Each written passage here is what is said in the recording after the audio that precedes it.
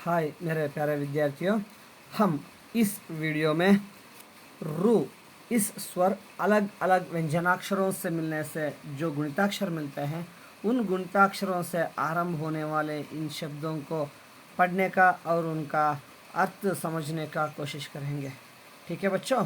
सो ಈ ಒಂದು ವಿಡಿಯೋದಲ್ಲಿ ನಾವು ರು ಅನ್ನುವಂತಹ ಸ್ವರ ಬೇರೆ ಬೇರೆ ವ್ಯಂಜನಾಕ್ಷರಗಳ ಜೊತೆ ಸೇರಿದಾಗ ಏನು ಈ ಪದಗಳು ದೊರೀತವೆ ಆ ಪದಗಳಿಂದ ಆ ಅಕ್ಷರಗಳಿಂದ ಆರಂಭ ಆಗುವಂತಹ ಈ ಪದಗಳನ್ನು ಓದುವಂತಹ ಪ್ರಯತ್ನವನ್ನು ನಾವೊಂದು ಈ ಒಂದು ವಿಡಿಯೋದಲ್ಲಿ ಮಾಡುವಂತಹ ಪ್ರಯತ್ನವನ್ನು ಮಾಡೋಣ।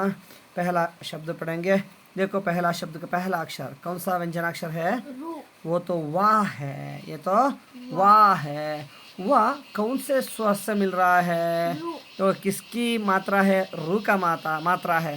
वाह प्लस रू व्रू व्रू। सो पहला अक्षर तो व्रू है। दूसरा अक्षर कौन सा है? ये तो क्षा है। जोड़कर पढ़ो व्रू क्षा। जोड़कर पढ़े तो वृक्षा वृक्ष। क्या क्या कैसे पढ़ना है इसे? और एक बार पढ़ो वृक्ष वृक्ष। वृक्ष का मतलब क्या है? यही वृक्ष है। वृक्ष का मतलब है मरा। हिंदी में पेड़ भी कहा जाता है। हिंदी पेड़ अंतनू ಕೂಡ ಹೇಳ್ತೀವಿ। वृक्ष पेड़ इनका इसको हम कन्नड़ में मरा कहते हैं। अब हम दूसरा शब्द पढ़ेंगे। ठीक है बच्चों, देखो यह व्यंजनाक्षर कौन सा है? ना है। ना कौन सी स्वर से मिल रहा है? किसकी मात्रा है? रू से मिल रहा है। ना प्लस रू रू। दूसरा अक्षर कौन सा है?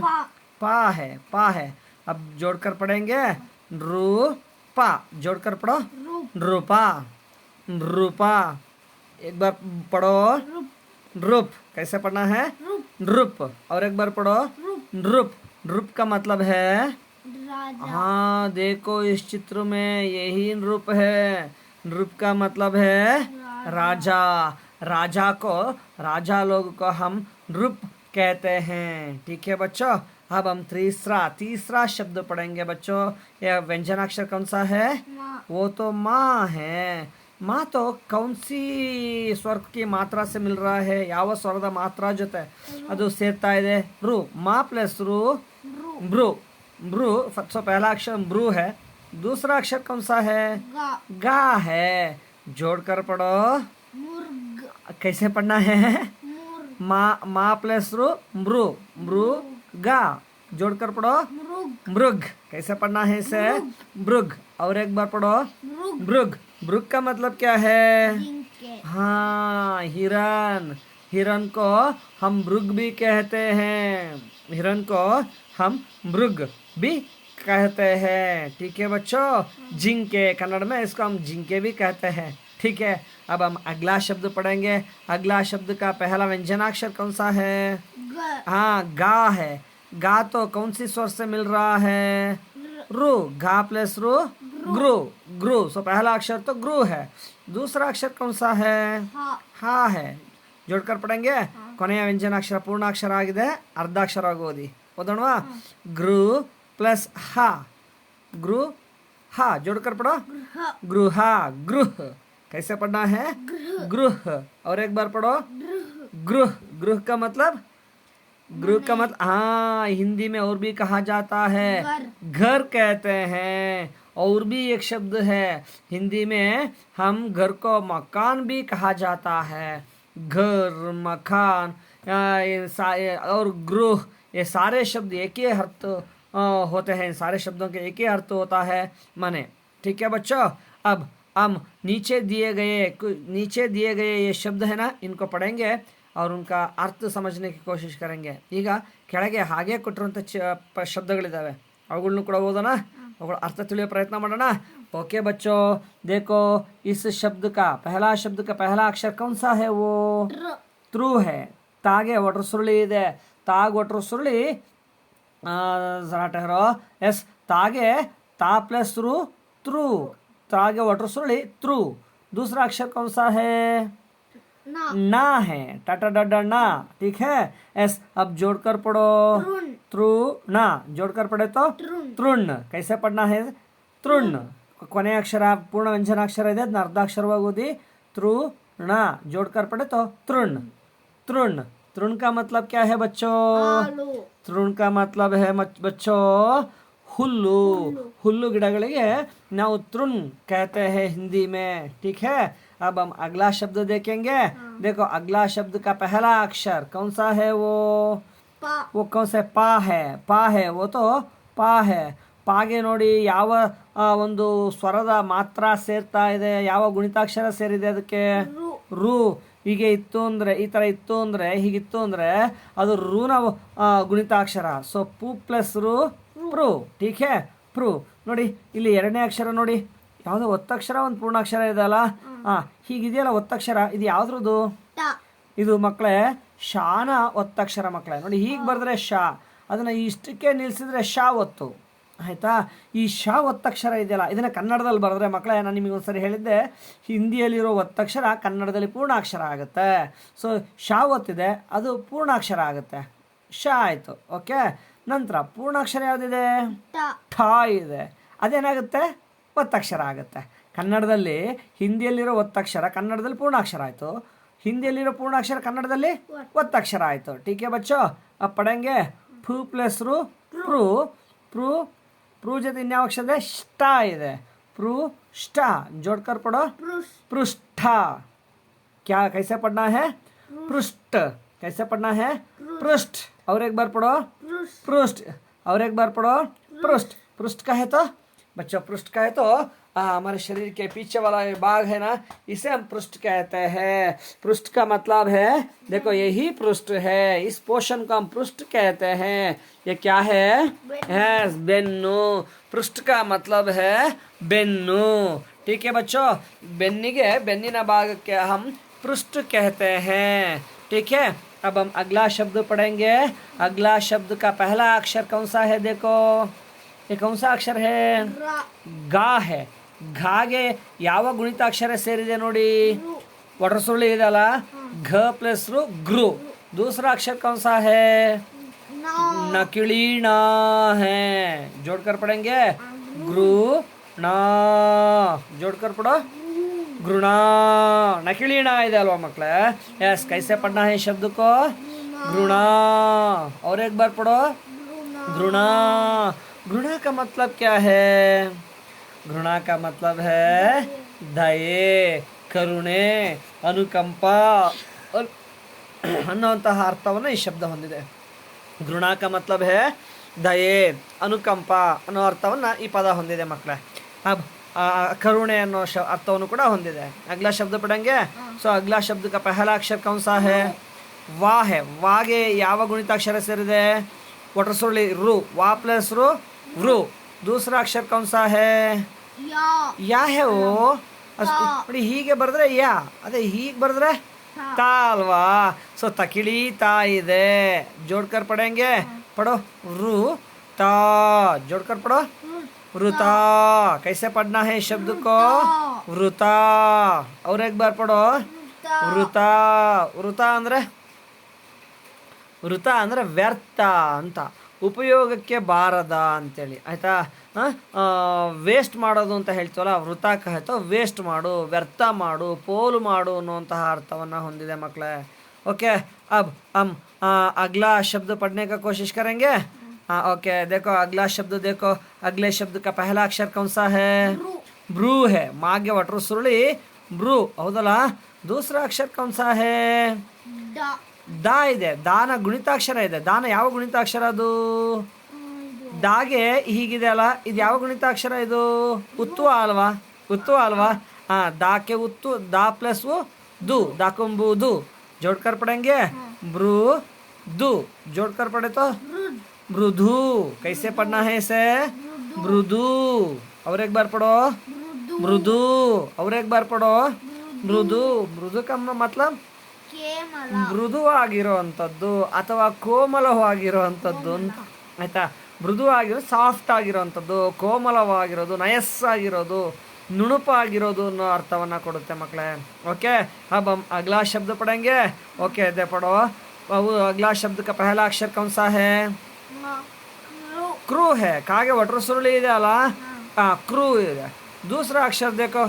ಒತ್ತಕ್ಷರ ಇದೆ ಅಲ್ಲ, ಯಾವ್ದ್ರ ಒತ್ತಕ್ಷರ ಅದು? ನೋಡಿ ಹೀಗಿದೆ ಒತ್ತಕ್ಷರ. ಇದು ಯಾವ್ದ್ರ ಒತ್ತಕ್ಷರ ಮಕ್ಕಳೇ? ಇದು ನೋಡಿ ಈ ಅಕ್ಷರ ಇದೆಯಲ್ಲ ಇದರ ಒತ್ತಕ್ಷರ. ಇದು ಯಾವ ಅಕ್ಷರ ಹೇಳಿ? ಬಾನ. ಇದು ಶಾ. ಇದು ಹೌದಲ್ವಾ? ಇದು ಹೀಗೆ ಪೂರ್ಣವಾಗಿ ಹೀಗೆ ಬರೆದ್ರೆ ಶಾ. ಅದೇ ಇಷ್ಟಕ್ಕೆ ನಿಲ್ಲಿಸಿದ್ರೆ ಅದು ಶಾ ಒತ್ತು. ಆಯ್ತಾ? ಸೊ ಹಿಂದಿಯಲ್ಲಿರೋ ಒತ್ತಕ್ಷರ ಕನ್ನಡದಲ್ಲಿ ಪೂರ್ಣಾಕ್ಷರ ಆಗುತ್ತೆ. ಹೌದಲ್ವಾ? ಆ ಪೂರ್ಣಾಕ್ಷರ ಯಾವುದು ಮಕ್ಕಳೇ? ಪೂರ್ಣಾಕ್ಷರ ಯಾವುದದು? ನ ಇದೆ. ಅದು ಏನಾಗುತ್ತೆ? ಒತ್ತಕ್ಷರ ಆಗುತ್ತೆ. ಕನ್ನಡದಲ್ಲಿ ಒತ್ತಕ್ಷರ ಆಗುತ್ತೆ. अब पढ़ेंगे कृष्णा, जोड़कर पढ़ो कृष्णा, और एक बार पढ़ो कृष्णा, और एक बार पढ़ो कृष्णा. कृष्णा का मतलब हाँ तो भगवान, भगवान कृष्णा ವಾಸುದೇವ. ठीक है? हाँ ಕೃಷ್ಣ ವಾಸುದೇವ ಅಥವಾ ಕಪ್ಪು ಬಣ್ಣ ಅನ್ನೋ ಅರ್ಥವನ್ನು ಕೂಡ ಕೊಡುತ್ತೆ. ಆಯಿತಾ? ಕೃಷ್ಣ ಕಹೆತೋ ಕೃಷ್ಣ ರಂಗ ಕಹೆತೋ ಕಪ್ಪು ಬಣ್ಣ ಅನ್ನೋ ಅರ್ಥವನ್ನು ಕೊಡುತ್ತೆ. ಕೃಷ್ಣ ಅಥವಾ ವಾಸುದೇವ ಅನ್ನುವಂತಹ ಅರ್ಥವನ್ನು ಕೂಡ ಈ ಒಂದು ಶಬ್ದ ಕೊಡುತ್ತೆ ಮಕ್ಕಳೇ. अब हम अगला शब्द पढ़ेंगे. ओके, अगला शब्द का पहला अक्षर कौन सा है? ध्रुव है. दागे वटरो सुरली ध्रुव. ओके, दूसरा अक्षर कौन सा है? गा है. पूर्ण अक्षर है. इधर अर्धाक्षर ओदी ओदी कैसे पढ़ोगे? द्रुग. और एक बार द्रुग. और एक बार पढ़ो द्रुग. ठीक है? द्रुग का मतलब है हाँ इन्हीं आंखों को, ये आंख है ना, इन्हीं आंखों को हिंदी में द्रुग भी कहा जाता है. सो द्रुग का मतलब है कन्नु. ठीक है? अब हम अगला शब्द पढ़ेंगे. सो पहला अक्षर कौन सा है? नागे वटर सुरली ಇದೆ रू. दूसरा अक्षर पा है. ठीक है? अब जोड़कर पढ़ेंगे रू पा. जोड़कर पढ़ो नृप. कैसे पढ़ोगे? नृप. और एक बार पढ़ो नृप. नृप का मतलब बच्चों इस शब्द हम पहले ही पढ़े हैं. देखो यहाँ है. सो नृप का मतलब है राजा.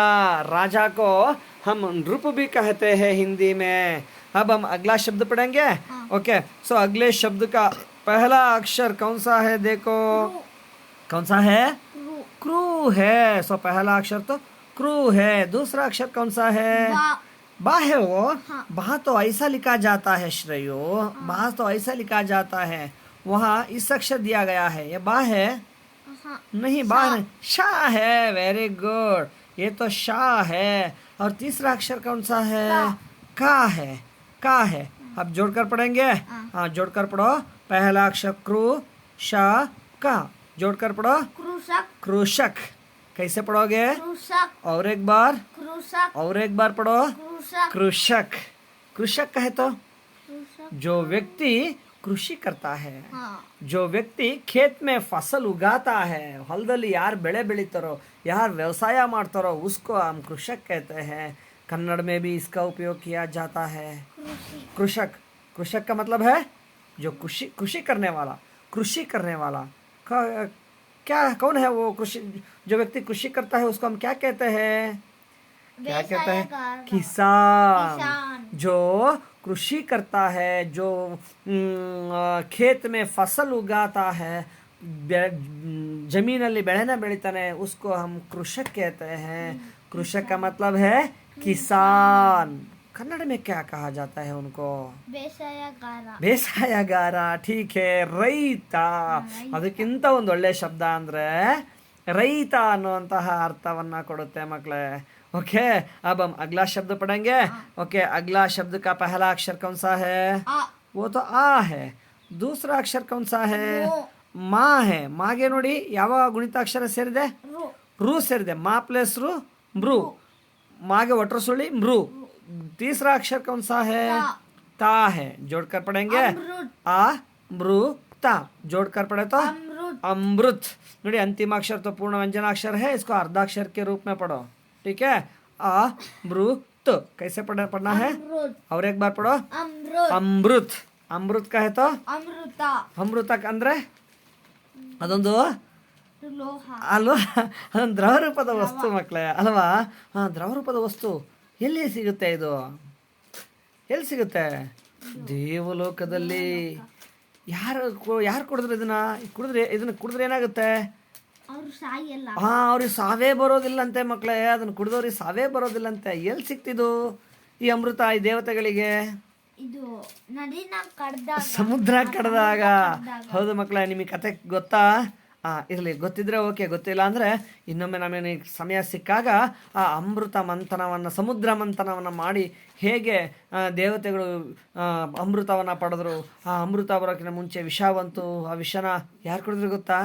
ಈಶ್ವರ ಕುಡಿದು ತನ್ನ ಗಂಟ್ಲಲ್ಲಿ ಹಾಗೆ ಇಟ್ಕೋತಾರೆ, ನುಂಗೋದಿಲ್ಲ. ಹಾಗಾಗಿ ಅವ್ರ ಕಂಠ ನೀಲಿ ಆಯಿತು. ಹಾಗಾಗಿ ಈಶ್ವರನ ನೀಲಕಂಠ ಅಂತಾರೆ. ವಿಷವನ್ನು ಕಂಠದಲ್ಲಿ ಇಟ್ಕೊಂಡಿದ್ರಿಂದ ಕಂಠ ನೀಲಿ ಆಗಿದ್ರಿಂದ ನೀಲಕಂಠ ಅಂತಾರೆ. ವಿಷವನ್ನ ಕಂಠದಲ್ಲಿ ಇಟ್ಕೊಂಡಿದ್ರಿಂದ ಈಶ್ವರನ ವಿಷಕಂಠ ಅಂತಾರೆ. ನಂಜು, ವಿಷ, ನಂಜನ್ನು ಉಂಡಿದ್ರಿಂದ ಈಶ್ವರನನ್ನ ನಂಜುಂಡೇಶ್ವರ ಅಂತಲೂ ಕೂಡ ಕರೀತಾರೆ. ಆಯ್ತಾ ಮಕ್ಕಳೇ? ಓಕೆ, ಅಬ್ಬ ಅಗಲಾ ಶಬ್ದ ಪಡಂಗೆ. ಆ ಕತೆ ನಿಮ್ಗೆ ಯಾವಾಗಲಾದ್ರೂ ಬಿಡುವಾದಾಗ, ಸಮಯ ಸಿಕ್ಕಾಗ, ನಾವು ಭೇಟಿ ಆದಾಗ ಹೇಳೋಣಂತೆ ಮುಂದೆ. ಆಯ್ತಾ? ಸೊ ಮುಂದಿನ ಶಬ್ದ ಓದೋಣ. ಸೊ ಅಗಲಾ ಶಬ್ದ का पहला अक्षर कौन सा है? पहला अक्षर तो पहला अक्षर कौन सा है बच्चों? एस, पा है. पागे ಯಾವ ಗುಣಿತಾಕ್ಷರ ಸೇರಿದೆ? पा प्लस रू, प्रू. दूसरा अक्षर कौन सा है? वो तो था है. दूसरा अक्षर तो था है. तीसरा अक्षर कौन सा है? का है. ಸೊ ಕೊನೆ ಅಕ್ಷರ ಪೂರ್ಣ ವ್ಯಂಜನಾಕ್ಷರ ಆಗಿದ್ರೆ ಅದನ್ನ अर्धाक्षर ಆಗೋದು. ಓದೋಣ. प्रू, था, का. जोड़कर पढ़ो. पृथक. और एक बार पढ़ो. पृथक. और एक बार. इसका अर्थ क्या है? ಪ್ರತ್ಯೇಕ, ಬೇರೆ ಬೇರೆ ಎನ್ನುವಂತಹ ಅರ್ಥವನ್ನ ಹೊಂದಿದೆ ಮಕ್ಕಳೇ. ओके, अब हम अगला शब्द पढ़ेंगे. ओके, सो अगला शब्द का पहला अक्षर कौन सा है बच्चों? अगला शब्द का पहला अक्षर कौन सा है? हाँ बच्चों, अब हम अगला शब्द पढ़ेंगे. ओके, देखो अगला शब्द का पहला अक्षर कौन सा है? ये हाँ है. ಹಾಗೆ ನೋಡಿ, ಅಲ್ಲೊಂದು ಗುಣಿತಾಕ್ಷರ ಸೇರಿದೆ. ಯಾವುದದು? ಒಟ್ರು ಸುರುಳಿ ರೂ ಇದೆ. ಹಾ ಪ್ಲಸ್ ರೂ, ರು. दूसरा अक्षर कौन सा है? दा है. तीसरा अक्षर कौन सा है? या है. जोड़कर पढ़ेंगे. हाँ, कैसे पढ़ना है इसे? हृदय. जोड़कर पढ़े तो हृदय, हृदय. कैसे पढ़ना है? हृदय. हृदय का मतलब? हाँ, वो तो हमारा शरीर का एक अंग है, यहाँ रहता है. उसका क्या काम है? ರಕ್ತನ ಪಂಪು ಮಾಡೋದು ಮಕ್ಕಳೇ. ನಮ್ಮ ದೇಹದ ತುಂಬ ರಕ್ತವನ್ನು ಪಂಪು ಮಾಡೋದೇ ಅದರ ಕೆಲಸ. ಲಬ್ ಢಬ್ ಲಬ್ ಢಬ್ ಅಂತ ಬಡ್ಕೊಳ್ತಾ ರಕ್ತನ ಪಂಪು ಮಾಡುವಂಥ ಒಂದು ಅಂಗ हृदय. ठीक है, अब हम अगला शब्द पढ़ेंगे. ओके, अगला शब्द का पहला अक्षर कौन सा है? पहला अक्षर क्रू है. पहला अक्षर तो क्रू है. दूसरा अक्षर कौन सा है? हाँ, पकड़ी पा है. तीसरा अक्षर कौन सा है? ना है. अब हम जोड़कर पढ़ेंगे. क्रू पा ना. जोड़कर पढ़ो. कृपाण. कैसे पढ़ना है इसे? कृपाण. और एक बार पढ़ो. कृपाण. ठीक है बच्चों, हम अगला शब्द पढ़ेंगे. अगले शब्द का पहला अक्षर कौन सा है? क्रू है. ठीक है, क्रू. दूसरा अक्षर कौन सा है? पा है. और अंतिम अक्षर कौन सा है? ना है. जोड़कर पढ़ो. कृपण. ये कैसे पढ़ना है इसे? कृपण. पहला शब्द कृपण, दूसरा शब्द कृपण. कृपण का है तो कृपण का मतलब है जिपुणा. अच्छा, जिपुणागे हम कृपण कहते हैं बच्चों. अब हम अगला शब्द पढ़ेंगे. सो अगले शब्द का पहला अक्षर कौन सा है? मृ है. मागे वटरू सुरली मृ. दूसरा अक्षर कौन सा है? ना. तीसरा अक्षर कौन सा है? ला है. जोड़कर पढ़ेंगे. हाँ, पढ़ो. ब्रू न ल. कैसे पढ़ना है इसे? मृणाल. एक बार पढ़ो. मृणाल. और एक बार पढ़ो. मृणाल. मृणाल का मतलब ಮಕ್ಕಳೇ ಕಮಲದ ಹೂವಿನ ದೇಟು ಅಂತ ಹೇಳ್ತಾರೆ ಮಕ್ಕಳೇ. ಓಕೆ, ನಂತರ ಮುಂದಿನ ಶಬ್ದ ಹೋದೋಣ. अगला शब्द का पहला अक्षर कौन सा है? शब्द का पहला अक्षर श्रु है. श्रु. दूसरा अक्षर कौन सा है? जा है. तीसरा अक्षर कौन सा है? ना है. और जोड़कर पढ़ो. श्रु जा ना. जोड़कर पढ़े तो सृजन. एक बार पढ़ो. और एक बार पढ़ो. और एक बार पढ़ो.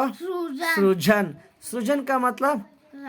हाँ बच्चों, ನಿನ್ನ ಸ್ವಂತಿಕೆಯಿಂದ ಏನಾದರೂ ಒಂದು ಹೊಸದಾಗಿ ತಯಾರು ಮಾಡು, ರಚಿಸು, ಸೃಜಿಸು ಅಂತೇಳಿ ಅರ್ಥವನ್ನು ಕೊಡುತ್ತೆ. ಸೃಜನ್ ಕಾ ಮತ್ಲಬ್ ಹೇ ರಚಿಸು ಅನ್ನುವಂತಹ ಅರ್ಥವನ್ನು ಕೊಡುತ್ತೆ. ಬಚ್ಚೋ ಮಿಸ್ ವಿಡಿಯೋ ಮೇ ರು ಅನ್ನೋ ಸ್ವರ ಬೇರೆ ಬೇರೆ ವ್ಯಂಜನಗಳ ಜೊತೆ ಸೇರಿದಾಗ ಉಂಟಾಗುವಂಥ ಗುಣಿತಾಕ್ಷರಗಳಿಂದ ಆರಂಭ ಆಗೋ ಈ ಪದಗಳನ್ನು ಓದಿದ್ವು. ಹಾಗೆ ಅವುಗಳ ಅರ್ಥವನ್ನು ತಿಳ್ಕೊಳ್ಳುವಂಥ ಪ್ರಯತ್ನವನ್ನು ಮಾಡೋದು ಮಕ್ಕಳೇ. ಸೊ ಇದನ್ನು ಈ ಪದಗಳ ಅರ್ಥ ನಾನು ನಿಮಗೆ ಫೋಟೋ ತೆಗೆದು ಕಳಿಸ್ತೇನೆ, ನೀವು ಪುಸ್ತಕ ಬರ್ಕೊಳ್ಳಿ. 2-3 ಬಾರಿ ಇದನ್ನು ಓದಬೇಕು. ನೀವು ಓದ್ತಿರಲ್ವಾ? ನೀವು ಹೆಚ್ಚೆಚ್ಚು ಬಾರಿ ಓದಿದ ಹಾಗೆ ವೇಗವಾಗಿ ಓದೋದನ್ನು, ತಪ್ಪಿಲ್ಲದೆ ಓದೋದು ನಿಮಗೆ ಅಭ್ಯಾಸ ಆಗುತ್ತೆ. ಆಗ ಹಿಂದಿ ಭಾಷೆನ ಸುಲಭವಾಗಿ ಕಲಿಯೋದಕ್ಕೆ ಅನುಕೂಲ ಆಗುತ್ತೆ. ಸೊ ಅದಕ್ಕೆ ಹೇಳ್ತಾರೆ practice makes the man perfect ಅಂತ. ಹಾಗಾಗಿ ಹೆಚ್ಚು ಪುನರಾವರ್ತನೆ ಮಾಡಿದಷ್ಟು ಭಾಷೆನ ಹೆಚ್ಚು ಸುಲಭವಾಗಿ ವೇಗವಾಗಿ ಕಲಿತೀರಿ. ಓಕೆ ಬಚ್ಚ, ಓದ್ತಿರಿ, ನಾನು ನಂಬಿಕೆ ನನಗಿದೆ. ಓಕೆ, ಸೊ ಮುಂದಿನ ವೀಡಿಯೋದಲ್ಲಿ ಮತ್ತೆ ಭೇಟಿ ಆಗೋಣ. ಬಾಯ್.